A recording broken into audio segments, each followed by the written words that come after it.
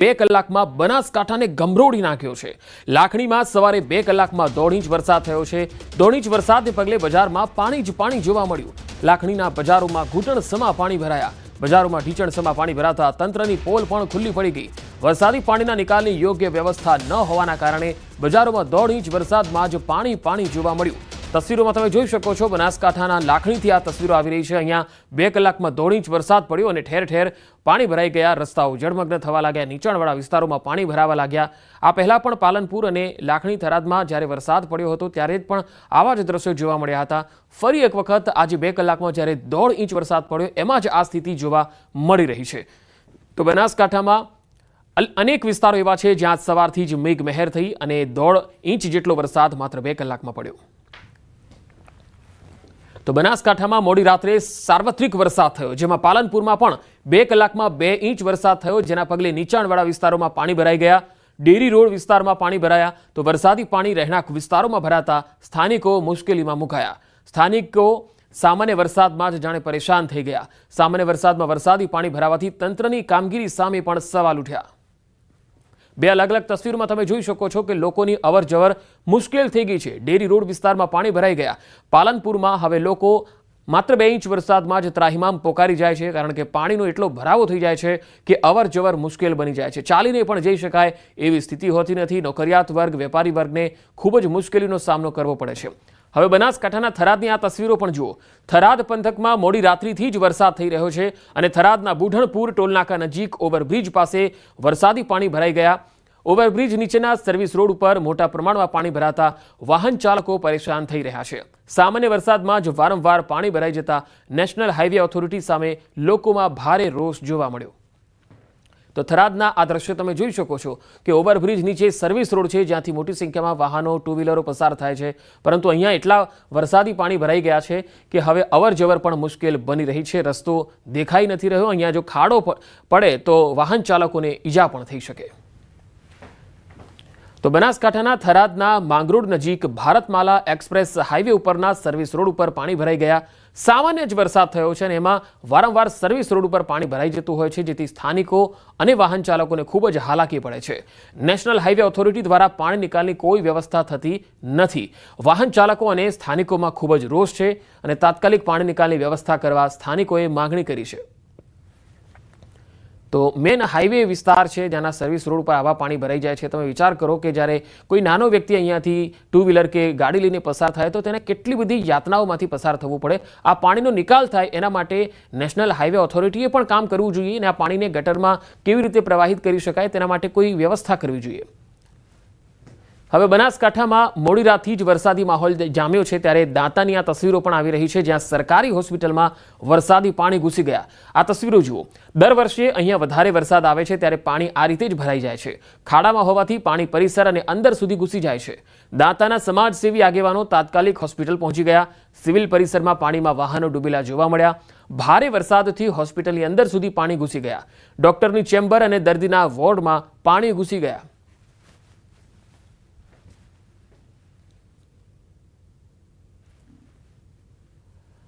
તો બનાસકાંઠા જિલ્લામાં સવારથી જ વરસાદી માહોલ જામ્યો છે। દાંતા તાલુકામાં વહેલી સવારથી વરસાદ પડ્યો। શક્તિપીઠ અંબાજીમાં વરસાદના કારણે માર્ગો પર પાણી વહેતા થયા। અનેક નીચાણવાળા વિસ્તારોમાં પાણીનો ભરાવો થઈ ગયો।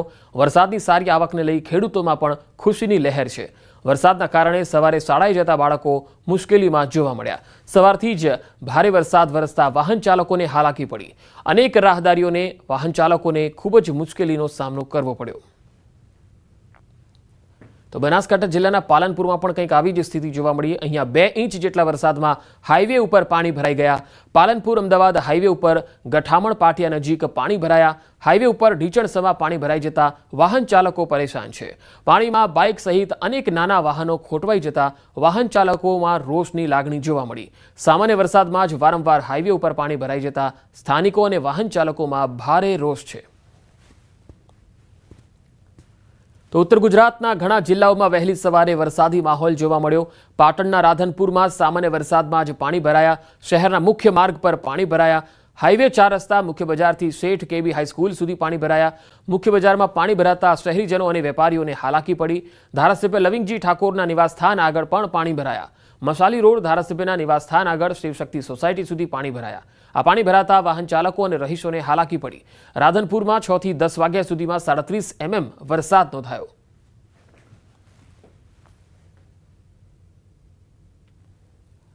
હવે મહેસાણાના ખેરાલુથી આ તસવીરો આવી રહી છે। ખેરાલુમાં રાત્રિ દરમિયાન વરસાદ ખાબક્યો। વહેલી સવારથી જ કાળા ડિબાંગ વાદળોથી આકાશ ઘેરાયું। ખેરાલુ શહેરના માર્ગો પર પાણી વહેતા થયા।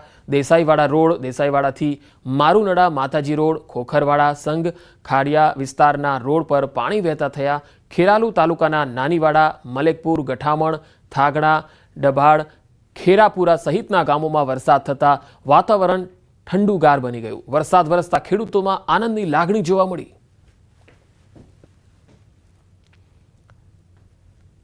તો મોરબીમાં પણ વરસાદ શરૂ થયો અને એ પણ ધોધમાર વરસાદ પડ્યો। ભારે પવન સાથે મોરબીમાં વરસાદ ખાબક્યો। શહેરના અનેક વિસ્તારોમાં ધોધમાર વરસાદ પડ્યો, જેમાં પીપળી, મહેન્દ્રનગર, સનાડા વિસ્તારોમાં વરસાદ થયો। તો રાજપર, ભરતનગર અને રવાપર, લીલાપર જેવા વિસ્તારોમાં પણ સવારથી જ મેઘમહેર જોવા મળી।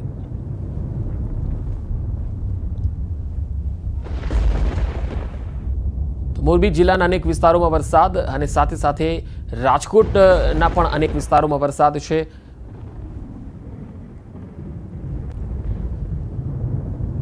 રાજકોટ મહાનગરપાલિકાની સામાન્ય સભામાં હોબાળો મચી ગયો। બોર્ડ મળ્યાના 10 જ મિનિટમાં ચર્ચાની જગ્યાએ હોબાળો શરૂ થયો। વિપક્ષના કોર્પોરેટરોએ રસ્તાના મામલામાં ચર્ચા કરવાની માંગણી કરી। અન્ય ચર્ચાઓ છોડીને રસ્તા વિશે ચર્ચા કરવાની માંગ કરી। સ્ટેન્ડિંગ કમિટીના ચેરમેન જયમીન ઠાકરે કહ્યું કે વિપક્ષ અમદાવાદ પ્લેન દુર્ઘટનાના શોક ઠરાવમાં હાજર નથી રહ્યું। વિપક્ષને માત્ર મીડિયા હાઇલાઇટ્સમાં જ રસ છે। કોંગ્રેસ માત્ર રાજકીય સ્ટન્ટ કરવા પૂરતી જ જીવે છે। તો સામાન્ય સભા મળે એ પહેલા વિપક્ષના કોર્પોરેટરોનો પ્રતિકાત્મક વિરોધ જોવા મળ્યો। બિસ્માર રોડ રસ્તા મામલે પ્રતિકાત્મક વિરોધ કર્યો। વસરામ સાગઠિયા, કોમલ ભારાઈ અને મકબૂલ દાઉદાણી સહિતના કોંગ્રેસના કોર્પોરેટરોએ દેખાવ કર્યા। રંગીલું રાજકોટ ખાડીલું રાજકોટ બન્યું હોવાના આક્ષેપો કર્યા।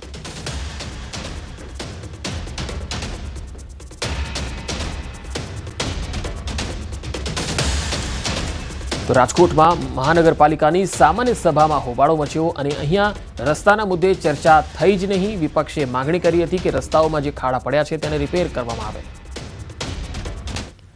સાબર ડેરી સામે પશુપાલકોનો વિરોધ હજુ પણ યથાવત છે। જી હા, ભાવફેર સામે પશુપાલકોનો 6થા દિવસે પણ વિરોધ છે।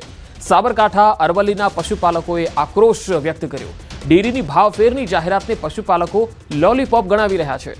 સાબર ડેરીએ ગઈકાલે નિયામક મંડળની બેઠક બાદ જાહેરાત કરી હતી।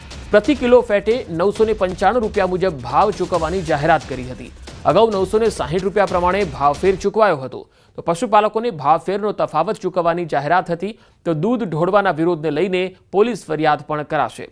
સાબરકાંઠા અરવલ્લીમાં સાબર ડેરીના ભાવફેર સામેનું પશુપાલકોનું આંદોલન 6થા દિવસે જ્યારે યથાવત જોવા મળી રહ્યું છે, ત્યારે 10 દિવસે પગાર થતા હોય એ પશુપાલકોની સ્થિતિ હવે દયનીય બનતી જઈ રહી છે। 20 થી 25% સુધીનો નફો અને ધરપકડ કરેલા પશુપાલકોને છોડી મૂકવાની માંગ પર પશુપાલકો અડગ છે। આજે પણ 6થા દિવસે પશુપાલકો આંદોલન કરી રહ્યા છે। 5 તસવીરો અમે આપને બતાવી રહ્યા છીએ, કારણ કે આ 6 દિવસ થઈ ગયા, આજે 6થો દિવસ છે। વિરોધ હજુ પણ યથાવત છે। પશુપાલકોને આ સાધી નથી શક્યા નિયામક મંડળ અને સાબર ડેરીના સત્તાધીશો, અને અહીંયા વારંવાર આ પ્રકારે બનાવ જે છે 4-5 દિવસથી વારંવાર આક્રોશિત જોવા મળી રહ્યા છે પશુપાલકો। હવે અરવલ્લીથી જે તસવીર આવી રહી છે તે આપને બતાવીએ। અહીંયા પશુપાલકોમાં જિલ્લાભરમાં રોષ છે। નવો ભાવફેર જાહેર કરવામાં આવ્યો છતાં વિરોધ યથાવત છે। 6થા દિવસે જિલ્લાની દૂધ મંડળીઓ બંધ છે।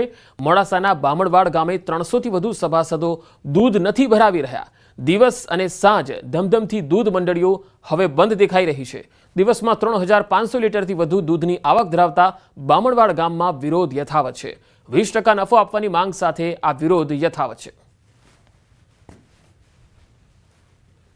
સાબર ડેરી સામે જે ઘમાસાણ છે તેના બાદ સાબર ડેરી દ્વારા ગઈકાલે સાંજે પ્રેસ કોન્ફરન્સ કરી અને જે ભાવ છે કિલો ફેટનો તે 995 કરવામાં આવ્યો છે। હવે સમગ્ર મામલે મોડાસાનું જે બામણવાડ ગામ છે ત્યાં પશુપાલકોની જે જીત છે હજુ પણ જોવા મળી રહી છે। 6થો દિવસ છે, દૂધ મંડળી હજુ પણ બંધ છે। ત્યાં તેમની શું માંગો છે, જે જાહેરાત કરવામાં આવી છે તેમનું શું કહેવું થાય છે? 995 કિલો ફેટનો ભાવ જાહેર કરી દેવામાં આવ્યો। શું માનો છો, આ યોગ્ય ભાવ? ના, આ ભાવ બિલકુલ યોગ્ય નથી। અમને એ જો ખરેખર દિલથી વિચારતા હોય માણસો, તો આ માણસોને શું પરિસ્થિતિ છે અત્યારે ગામડામાં આવીને એ બા એક દિવસ રોકોય રોકાઈને અનુભવ કર્યો કે કઈ રીતના આ પૂરું થાય છે એમ. લોકો નથી પાલવતું બિલકુલ. ખરેખર એના માટે આ બધું કર્યું છે. ના કરો વર્ષે ભાવ વધવો જોઈએ. આટલી બધી પ્રોડક્ટો આપણા ડેરી બનાવતી હોય અને એ નુકસાનમાં જાય. આ કઈ રીતનો ધંધો છે એમ? તો પછી બનાસ કરી દો ને કે મોથાકૂટ જાય મારે, હાકર જીવાય મારે. તમારો પેટ ભરવા માટે ડિરેક્ટરોના ઘર ભરવા માટે 40 લાખ રૂપિયા લઈ લો, નોકરી મૂકો, એ બધું અમને ખબર નથી પડતી. અમે વધરા છીએ, બધું જોઈ રહ્યા છીએ. આનો અંત ક્યારે?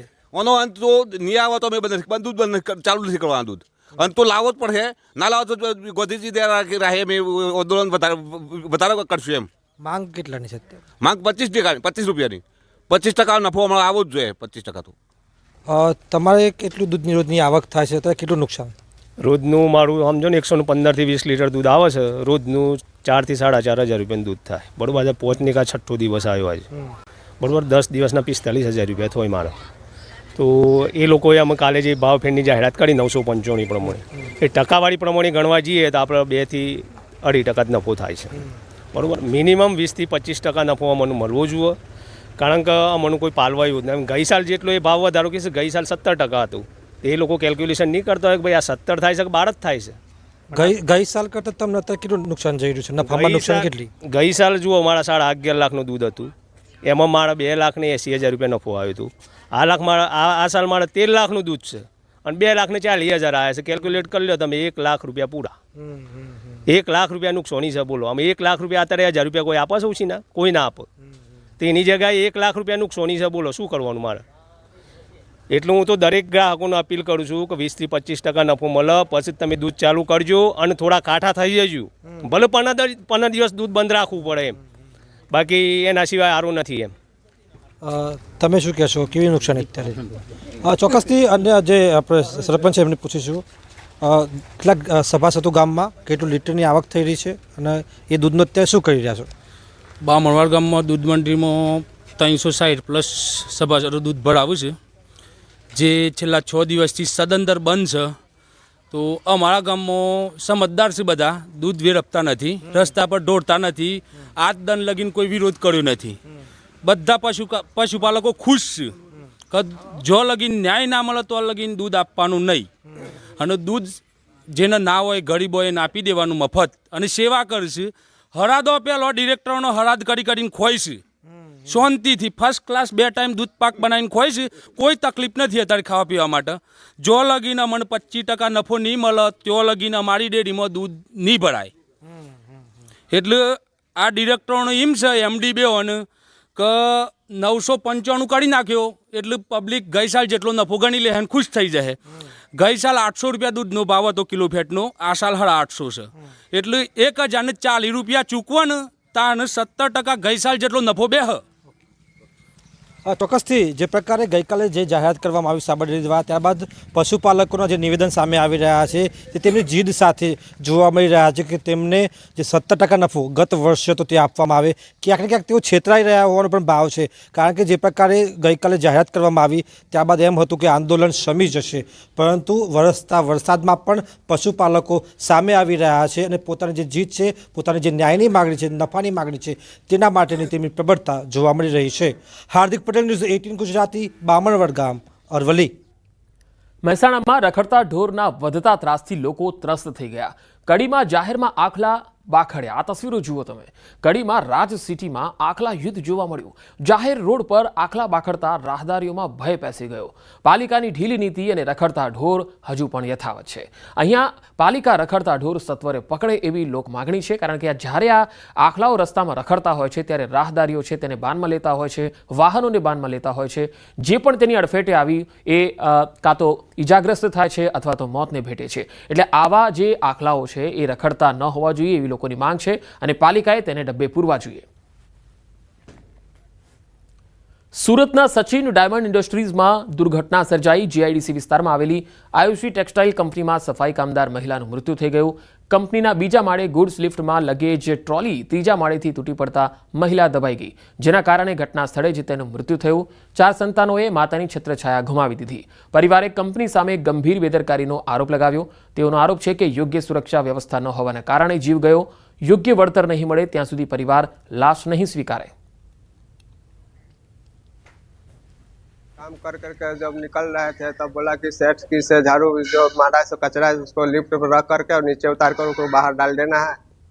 तो उसने जब किया झाड़ू बाहर करके जब लिफ्ट में रख करके नीचे उतर रहा था तो ऊपर से कोई न कोई कचरा क्या गिरा दिया, टॉली गिरा दिया, उसमें दबा करके उसको सर फट गई, उस बेहोश में मर गया। फोन उठाकर उसको लाया, उसका भी है ना कोई आदमी देखा।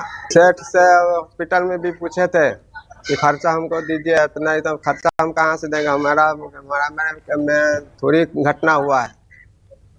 तो हम बोले कि नहीं घटना काम कर रहे हैं आप में, घटना होगा दूसरे में, तो ऊपर वाला से गिरा था, काम तो आप में कर रहे हैं तो आपको रिक्स होगा सर। અમરેલીમાં દંપતીની હત્યાથી ચકચાર મચી ગઈ। વડિયાના ઢુંઢિયા પીપળિયા ગામનો આ બનાવ છે, જ્યાં લૂંટના ઈરાદે હત્યા કરાઈ હોવાની આશંકા છે। પતિ પત્ની બંને ઘરે એકલા જ રહેતા હતા। ખેડૂત પરિવારના દંપતીની હત્યાથી અરેરાટી વ્યાપી ગઈ। મૃતક બંનેની ઉંમર 70 વર્ષ હતી। સંતાનો સુરત અને રાજકોટમાં રહે છે। DYSP Chirag Desai, local crime branch, સ્થાનિક પોલીસની અલગ અલગ ટીમો ઘટના સ્થળે પહોંચી હતી। પોરબંદર શહેરમાં રખડતા ઢોરની સમસ્યા વધતી જાય છે। જાહેર રોડ પર અને રસ્તા ઉપર આખલા શ્વાનોનો ત્રાસ છે। આમ છતાં રખડતા ઢોરને જોઈ પાલિકાની કામગીરી સામે લોકો સવાલ ઉઠાવી રહ્યા છે। રખડતા શ્વાનોના કારણે રસ્તા પર જતા વાહન ચાલકો અને રાહદારીઓ ડર અનુભવે છે, કારણ કે શ્વાનોના કારણે ભૂતકાળમાં અનેક જીવલેણ અકસ્માતો થઈ ચૂક્યા છે। 2 દિવસ પહેલા જ પોરબંદર જિલ્લાના કોટડા ગામે 2 માસના ઘોડિયામાં સૂતા બાળકને 4 જેટલા શ્વાનોએ ફાડી ખાધું હતું। આમ શ્વાનોનો ત્રાસ સતત વધી રહ્યો છે। સરકારી હોસ્પિટલમાં ડોગ બાઇટના કેસ વધુ આવી રહ્યા છે। લોકોને શ્વાનોના આતંકથી છુટકારો મળે એવી લોકમાંગ છે। આપણે અહીંયા ડોગ બાઇટના કેસીસ છેલ્લા 1 વર્ષથી જે રેકોર્ડમાં છે એ ખૂબ જ વધારે છે। ઓન એન એવરેજ 500 થી 600 પર મંથ ડોગ બાઇટના કેસીસ આવે છે। નસીબ જો કે અત્યાર સુધી કોઈ મૃત્યુ નથી થયેલું, પણ એ ડોગ બાઇટના જે ઇન્જેક્શન આપણે આપવા પડે છે ખૂબ જ મોંઘા હોય છે। લોકો દ્વારા જ્યારે ફરિયાદો મળતી હોય છે ત્યારે કોર્પોરેશનની ટીમ દ્વારા આવા કૂતરા પકડવાની કામગીરી કરવામાં આવતી હોય છે। નામદાર સુપ્રીમ કોર્ટની ગાઈડલાઇન મુજબ જે કૂતરા આપણે કોઈ પકડીએ, ડોગ પકડીએ તો ડોગને ટ્રીટમેન્ટ આપ્યા બાદ જે તે સ્થળે જ પરત છોડવાના હોય છે। આ કામગીરી માટે કૂતરાને પકડીને રસીકરણ કરી અને એને સ્થળે મૂકવા આ બાબતે ટૂંક સમયમાં આપણે ટેન્ડર બહાર પાડવા જઈ રહ્યા છીએ, જે અંતર્ગત આ કામગીરી કરવામાં આવશે અને મને અપેક્ષા છે કે એના લીધે જે કૂતરાનો ઉપદ્રવ છે ઓછો થનાર છે। સુરતમાં બાળકીની છેડતી મામલે હોબાળો મચી ગયો। કરચેલિયા ગામમાં તોડફોડ અને આગચંપીનો બનાવ। બાળકી દુકાનમાં પેન્સિલ લેવા જતા છેડતીનો આક્ષેપ થયો। પોલીસે ફરિયાદ ન લેતા ગ્રામજનો વિફર્યા હતા। ગ્રામજનોએ દુકાનમાં તોડફોડ કરી અને આગચંપી કરી। ગ્રામજનોએ રસ્તો રોકી દુકાનમાં તોડફોડ કરી હતી। ગ્રામજનોએ પોલીસનો પણ ઘેરાવ કર્યો। જિલ્લા પોલીસનો મોટો કાફલો સ્થળ પર આવી પહોંચ્યો। ફાયરની ગાડી પણ સ્થળ પર આવી પહોંચી હતી।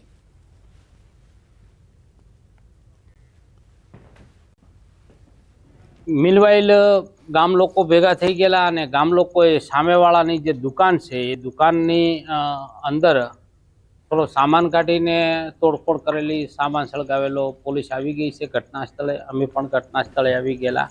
અત્યારે ગામમાં માહોલ બિલકુલ શાંતિનો છે। ફરિયાદ લેવાઈ રહી છે અને આરોપી ઓલરેડી પોલીસે હસ્તગત કરી લીધેલો છે। અત્યારે પોલીસ પાસે જ છે આરોપી અને આગળની કાર્યવાહી ચાલુમાં છે।